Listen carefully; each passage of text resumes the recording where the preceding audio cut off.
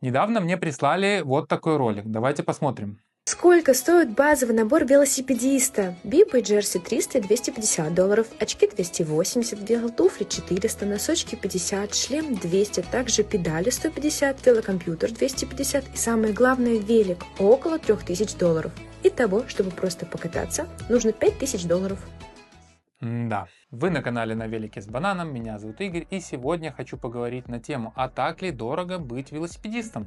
Автор показанного ранее ролика заявляет, что базовый набор велосипедиста стоит 5000 долларов, но так ли это? Да, на велосипед, как и на любой другой вид спорта, можно легко потратить и 5, и 10 тысяч долларов, и при этом будет казаться, что надо еще столько же до полного счастья. Но все же, базовый набор — это велосипед, шлем, очки и любая одежда на ваш вкус. Свои первые сотни километров в 2023 году я проезжал в обычных спортивных штанах, на большом тяжелом Ашан-байке за 300 долларов и был счастлив. Уже позже я начал покупать велодежду, компьютеры, контактные педали и прочее. Но давайте все же вернемся к тому, сколько можно тратить на велосипед, если это не просто прокатиться в магазин, а это хобби, причем любимое. За пример я возьму себя как велосипедиста, который ездит много, далеко и не просто любит велосипед, а обожает его и готов ездить каждый день. Живу я в Польше, поэтому буду приводить цены именно польских магазинов, но думаю плюс-минус будет одно и то же. Подходящий велосипед для меня это Gravel. Свой я купил в прошлом году бэушным где-то за 700 долларов, поэтому плюс-минус возьмем 800 долларов на велосипед. Велоодежда. Из дорогого у меня только бибы.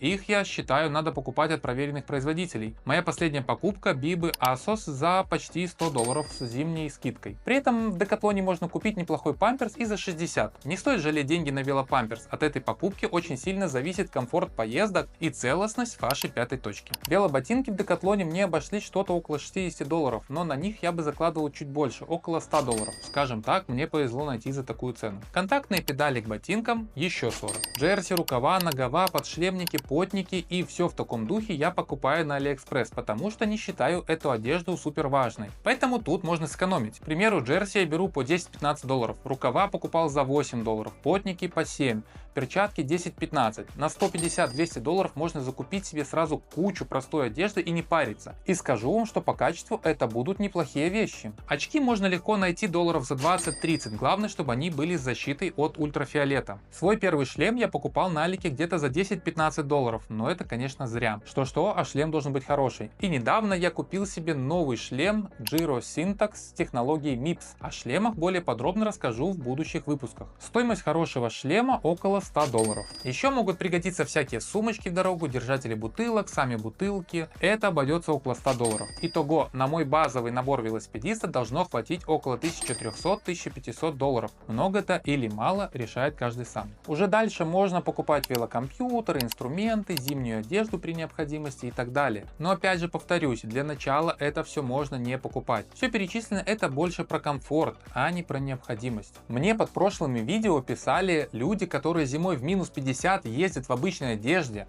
что по 5000 проезжают в обычных джинсах, и это здорово. Подводя итоги, скажу, что велосипед, как и любой вид спорта, может быть на любой кошелек. Если у вас нет большой суммы, то покупайте велосипед попроще, ездите и потихоньку докупайте необходимые вещи. Если есть сразу большая сумма, то смело идите в магазин и, как говорится, гуляйте на всю катушку. Катайтесь всегда, катайтесь везде, это весело и очень полезно. Спасибо за ваши лайки и комментарии. Это очень помогает развитию канала. До новых видео, пока-пока.